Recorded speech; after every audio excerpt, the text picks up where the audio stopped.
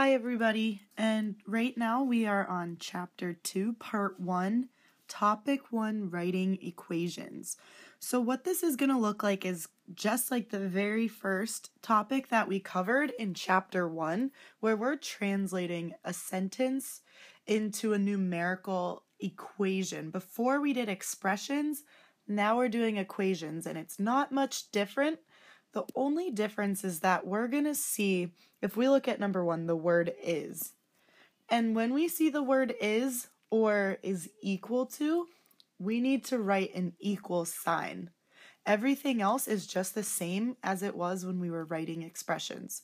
So if we look at the first part, I like to divide it up. Once I see the word is, I'm going to say stop there.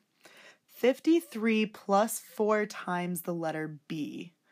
So if I convert that to a numerical equation, 53 plus, and then 4 times B is multiplication. Now when I see the word is, I can write an equal sign. It is as much as, that also means equal to 21. So once we write that, we're done. We don't need to solve it. We're not doing that till the next topic. If we look at number 2, we have the sum of 5 times h and twice g is equal to. So as soon as I see the word is, I'm going to stop and look at that first half. The sum of 5 times h and twice g. Now the word sum is telling me I'm adding, and whatever comes after sum is the two things that I'm adding together. So it says 5 times h and twice g. So because it's the sum, I'm putting a plus sign in between those two things. Now where it says it's equal to, that's where I'm going to put the equal sign. And on the other side, it's just 23. They tell you exactly what it's equal to. I want you to do the U tries on this page before moving on to the next slide. So go ahead and pause it here and do numbers 3 and 4 on your own.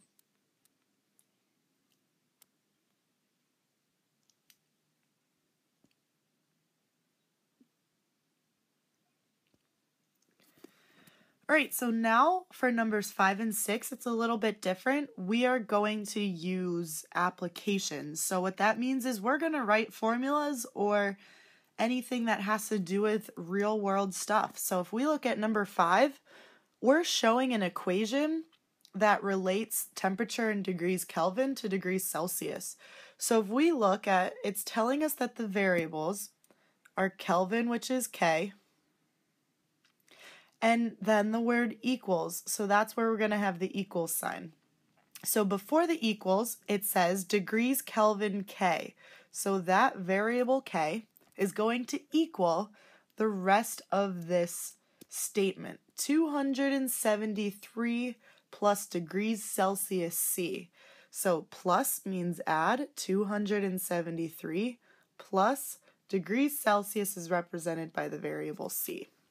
So that is our equation that represents what that statement is saying. Now let's look at number 6.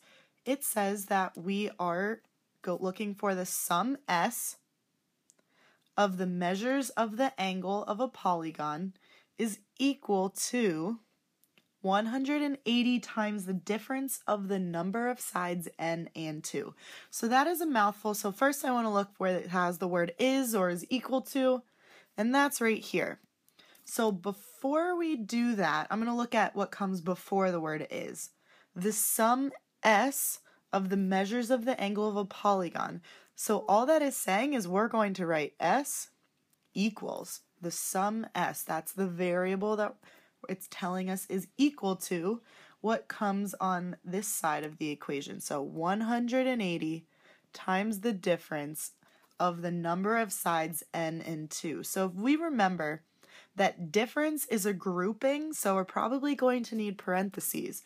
And difference also means subtract. So if it's 180 times the difference, I'm going to have 180, and then I'm going to have a set of parentheses with subtraction.